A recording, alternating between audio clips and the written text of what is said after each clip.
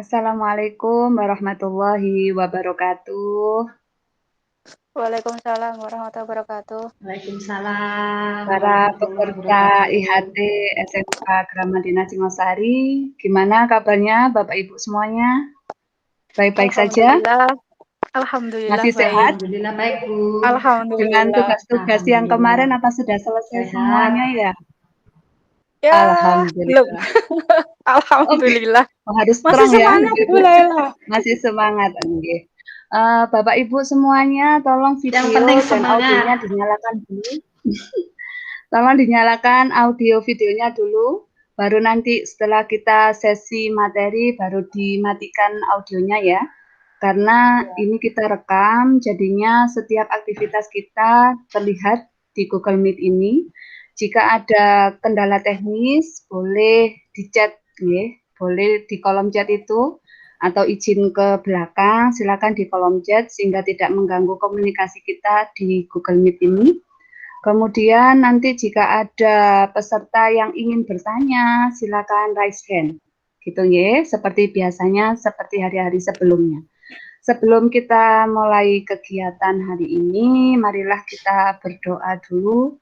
Semoga kegiatan sinkron hari ini berjalan lancar dan dimudahkan oleh Tuhan Yang Maha Esa. Siapa yang piket hari ini? Bapak Ibu? Saya Bu, saya. Oh, Bu Ita, Belum, Bu. ya. Ya, Monggo Bu Oh, Ita, Bu Ita. dipimpin doa dulu Bu Ita. ya. Ibu-ibu, Bapak, sebelum kita memulai pelajaran hari ini, alangkah lebih baiknya kita berdoa. Berdoa menurut kepercayaan masing-masing. Berdoa mulai. Bismillah.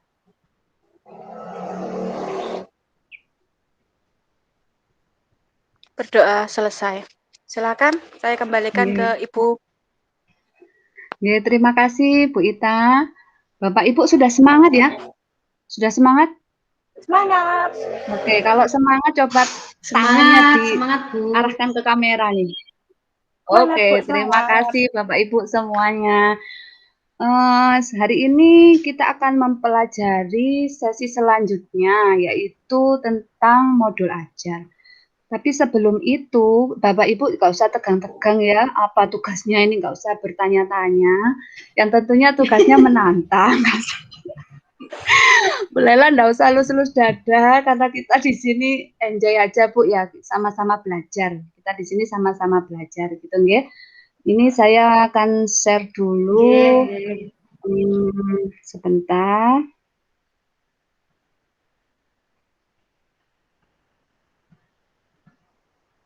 Sudah tampak apa belum? Belum, Ibu, belum. Belum, Bu. Belum. Oke. Belum. Belum. Belum tampak? Nah, ya sudah. Tapi dibesarkan, nggih? Kurang besar? Iya. Kurang besar, Bu. Oh, kurang besar.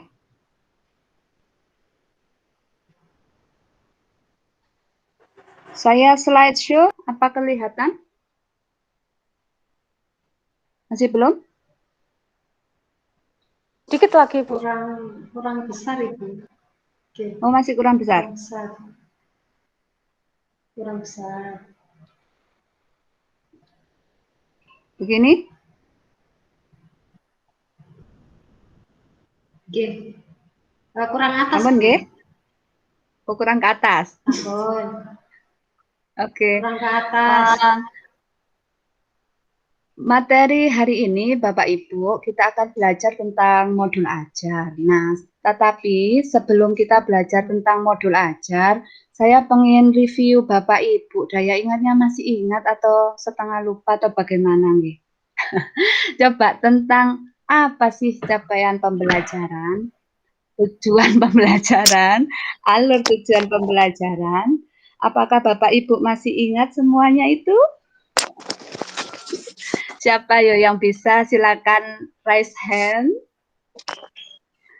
Silakan raise hand. Oke, Bu Ita. Bu Ita tahu nggak apa itu capaian pembelajaran?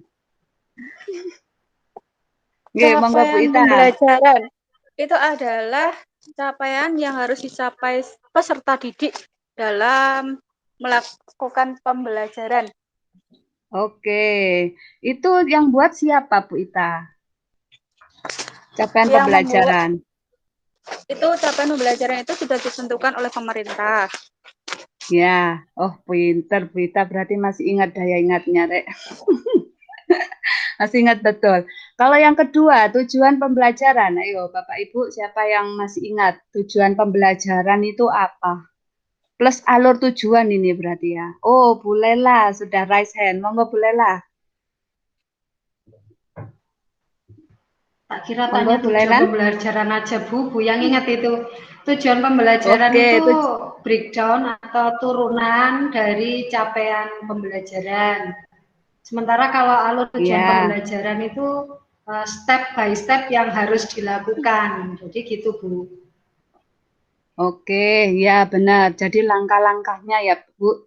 Kalau alur tujuan itu ya. Jadi harus berkesinambungan itu nanti ya.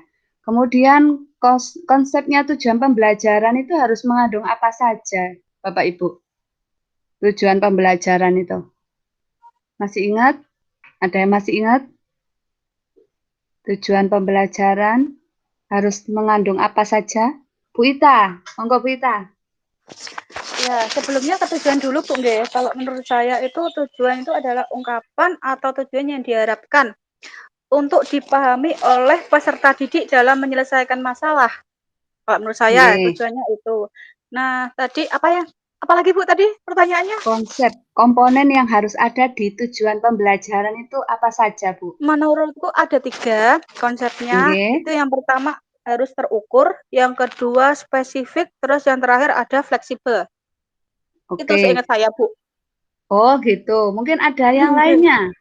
Bu Laila mungkin, atau siapa? Yang harus Bu, ada 3 itu, masih saya ingat? Bu, Ayo. saya. Iya, Bu Laila, monggo. KKV Bu, kompetensi, ada kompetensi. Kemudian ada konten. Kemudian ada variasi. Terus kemudian dikembangkan ke profil pelajar Pancasila. Oke, ya betul sekali. Pengembangannya Jadinya untuk tujuan P3 pembelajaran. itu. Ya, betul Bu.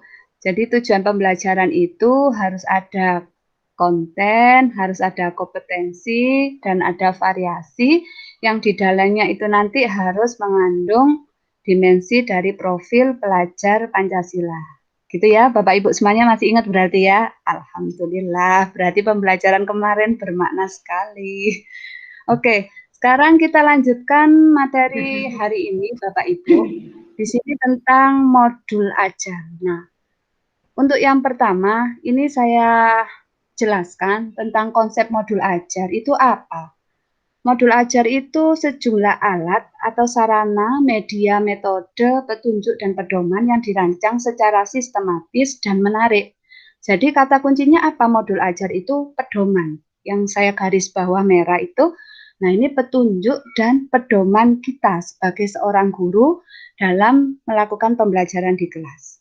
Berarti modul ajar sebagai apa? Sebagai implementasi dari alur tujuan pembelajaran dengan profil pelajar Pancasila sebagai sasarannya. Jadi tetap kita itu harus mengembangkan profil pelajar Pancasila di dalam modul ajar kita. Nah, hal-hal yang perlu dipertimbangkan apa dalam modul ajar ini? Yang pertama adalah fase perkembangan siswa. Jadi kita lihat perkembangan siswa kita bagaimana, itu harus kita pertimbangkan dulu. Kemudian apa-apa yang dipelajari dengan tujuan pembelajaran dan berbasis jangka panjang. Karena kita ngajarnya itu nggak sekarang ngajar sudah selesai dilupakan, tidak seperti itu. Tapi apa yang kita ajarkan ke siswa itu harus berkelanjutan atau berkesinambungan. Gitu nggih. Kemudian saya ingatkan Bapak Ibu jika ada pertanyaan seputar apa yang saya jelaskan, nanti bisa dicatat di kertas atau diketik di kolom chat, nanti akan kita jawab di sesi tanya jawab. Okay. Kemudian untuk komponen modul ajar apa saja? Di sini ada 3 komponen utama. Yang pertama adalah informasi umum, yang kedua komponen inti, dan yang ketiga lampiran. Nah, di informasi umum di sini minimal ini ada 6. Ada 6 subkomponen. Kalau saya sebut ini subkomponen. Yang pertama adalah identitas sekolah. Jadi identitas sekolah Bapak Ibu, kemudian kompetensi awal, profil pelajar Pancasila, sarpras, target peserta didik, dan model pembelajaran yang digunakan. Sedangkan komponen intinya itu terdiri dari minimal ya. Di sini adalah standar minimal dari komponen yang harus ada di modul ajar, yaitu tujuan pembelajaran, pemahaman yang bermakna, pertanyaan pemantik, persiapan pembelajaran, kegiatan pembelajaran, asesmen, ini terdiri dari asesmen formatif dan sumatif, kemudian pengayaan dan remedial, serta refleksi peserta didik dan guru. Sedangkan di komponen yang ketiga yaitu lampiran, itu ada lembar kerja peserta didik, bahan bacaan guru, kemudian bahan bacaan peserta didik, kemudian glosarium dan daftar pustaka. Nah, di sini Bapak Ibu boleh mengembangkan, misalkan saya tambah dengan bahan materi, misalkan bahan ajarnya atau materinya, boleh. Jadi, ini adalah standar minimal komponen dalam modul ajar. Tetapi jika Bapak Ibu mau mengembangkan, monggo, tidak menutup kemungkinan karena modul ajar ini bisa dikembangkan sesuai dengan kebutuhan atau kondisi Bapak Ibu di lapangan, gitu ya. Kemudian pembuatan modul ajar, di sini kita ada 4 prinsip. Apa saja? Esensial. Jadi isinya ini materinya harus padat tetapi jelas di situ ya, harus esensial. Kemudian menarik, bermakna dan menantang. Yang ketiga relevan dan kontekstual, jadi sesuai dengan kondisi. Kemudian yang keempat ini yang penting yaitu berkesinambungan. Jadi ada tujuan jangka panjang, berkesinambungan antara modul ajar yang kita buat. Ini tentang prinsip-prinsip modul ajar. Kemudian satunya yaitu prosedur penyusunan modul ajar. Jadi sebelum kita membuat modul, itu kita harus tahu prosedurnya ini bagaimana ya, gitu ya. Yang pertama adalah analisis kondisi dan kebutuhan guru, peserta didik, serta satuan pendidikan. Jadi kita harus menganalisis kondisi sekolah kita dulu bagaimana, kondisi peserta didik kita bagaimana, kemudian kondisi sarpras sekolah kita bagaimana itu. Kemudian disesuaikan dengan kemampuan dan kreativitas kita sebagai seorang guru. Yang kedua, kita identifikasi dimensi profil pelajar Pancasila yang sesuai dengan materi yang kita ajarkan nanti. Dalam pembelajaran itu dimensi apa? Apa gotong royong, apa kreatif, apa beriman kepada Tuhan atau bernalar kritis, itu monggo. Jadi tergantung dari proses pembelajaran yang kita laksanakan. Setelah kita identifikasi dimensi profil pelajar Pancasila, ketiga kita tentukan alur tujuan pembelajaran yang akan dikembangkan menjadi modul. Jadi alurnya bagaimana? Ini adalah hasil pengembangan, jadi kita milih ATP, hasil pengembangan sekolah, atau pengacu pada ATP yang ada. Ini adalah hak Bapak dan Ibu guru untuk mengembangkan. Langkah yang keempat adalah kita menyusun modul ajar berdasarkan komponen-komponen yang tersedia. Jadi komponen apa saja selain komponen inti, guru ini juga dapat memilih komponen sesuai dengan kebutuhan pembelajaran. Jadi misalkan ada komponen lain yang perlu saya tambahkan, Bu, apa boleh? Boleh sekali, ya. Mengembangkan itu sesuai kebutuhan Bapak Ibu di lapangan. Kemudian yang kelima, pelaksanaan pembelajaran. Jadi Bapak Ibu melakukan kegiatan pembelajaran yang sesuai dengan modul ajar yang sudah disusun oleh Bapak dan Ibu. Dan langkah yang terakhir adalah evaluasi dan tindak lanjut. Jadi setelah kita melakukan pembelajaran, guru mengevaluasi efektivitas modul ajar dan tindak lanjut untuk pembelajaran berikutnya. Jadi ada 6 langkah prosedur penyusunan modul ajar. Jadi ini kemudian untuk pengembangan modul ajar ini bagaimana, Bu? Nah, ini tergantung Bapak Ibu semuanya. Jadi tidak harus sama dengan apa yang sudah dipaparkan. Boleh dikembangkan, boleh dilebihkan, boleh sekali. Jadi tergantung Bapak dan Ibu dalam proses pembelajarannya nanti, seperti itu.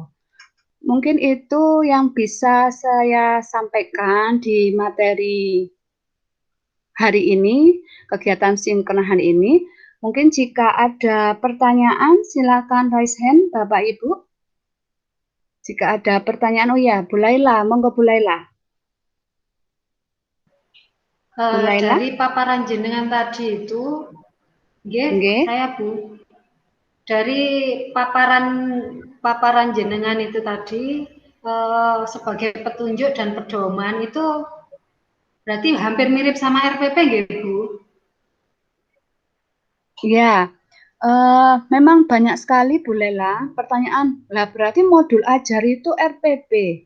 Bukan RPP, tetapi RPP plus. Kami menyebutnya RPP plus. Kenapa? Karena di RPP itu kan tidak selengkap yang ada di modul ajar. Jadi ada tambahan komponen-komponen seperti glosarium, kemudian pertanyaan pemantik seperti itu, nggih.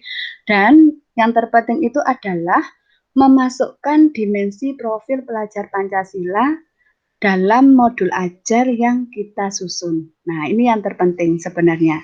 Jadi, di SMKPK ini memang kita diharuskan untuk menguatkan siswa-siswi kita agar berkarakter seperti yang ada pada profil pelajar Pancasila. Gitu, nggih. Jadi, bukan RPP, namanya sekarang kalau sudah SMKPK itu namanya modul ajar, nggih, Bapak Ibu. Jadi, bukan kita buat RPP lagi. Biar ada rohnya yang berbeda gitu, maksudnya seperti itu. Mungkin ada pertanyaan lagi, Bapak Ibu semuanya. Oke, Bu Ita, monggo Bu Ita.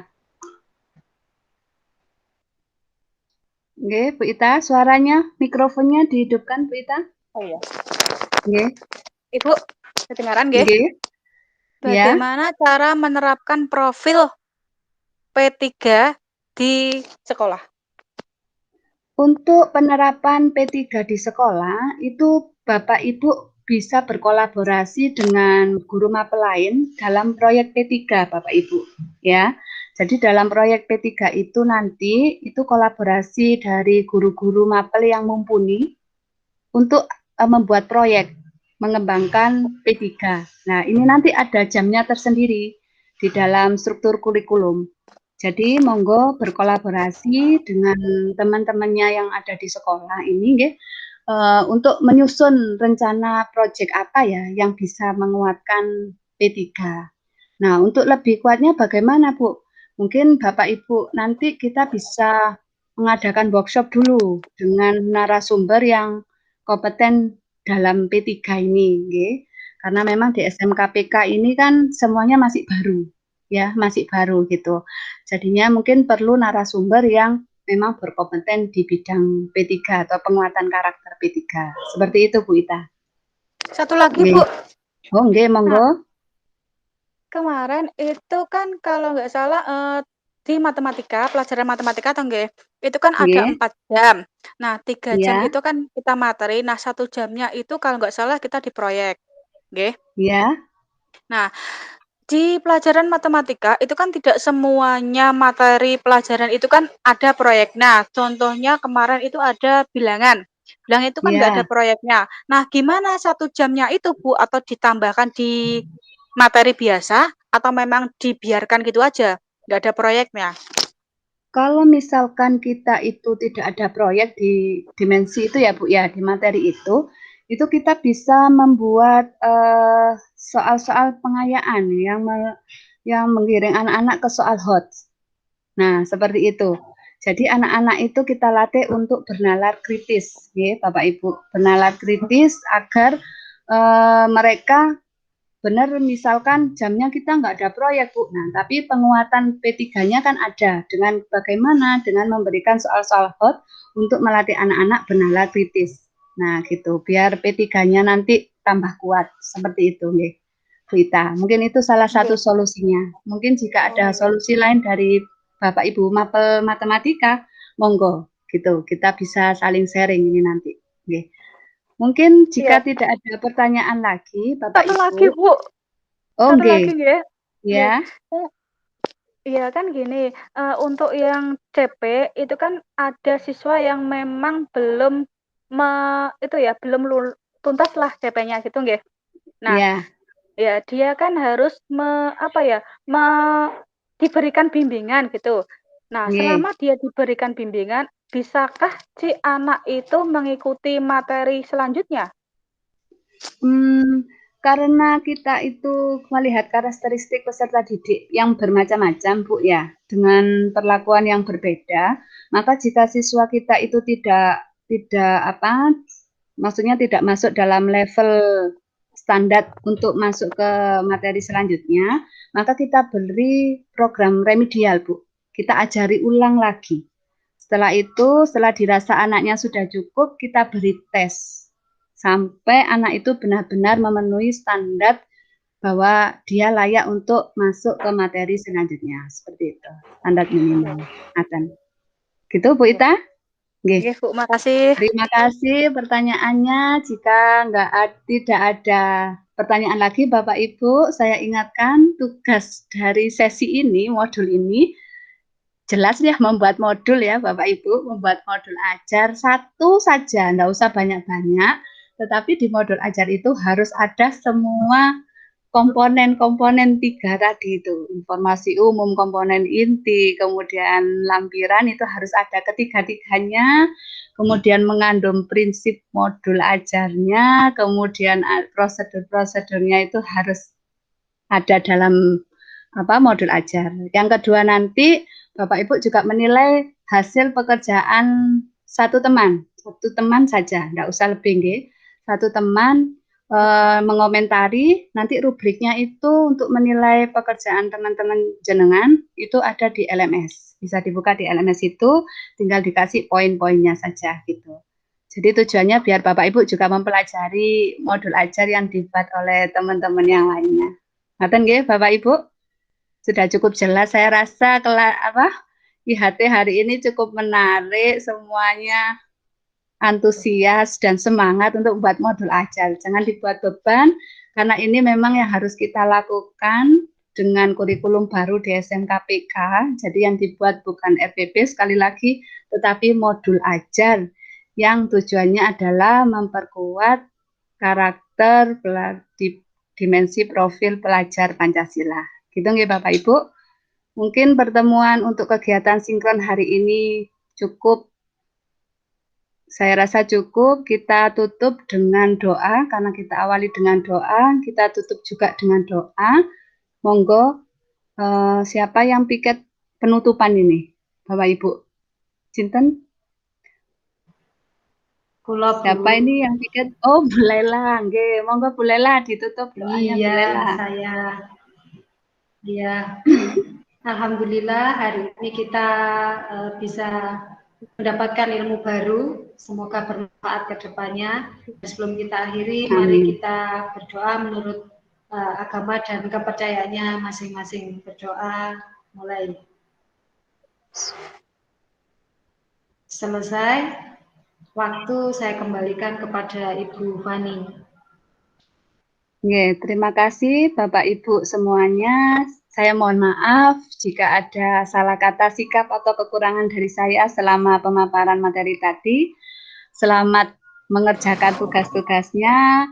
Saya undur diri dulu. Monggo Bapak Ibu boleh live dari room, karena setelah ini room saya tutup, rekaman saya hentikan. Monggo Bapak Ibu, saya terima kasih atas partisipasinya. Assalamualaikum warahmatullahi wabarakatuh. Waalaikumsalam warahmatullahi wabarakatuh.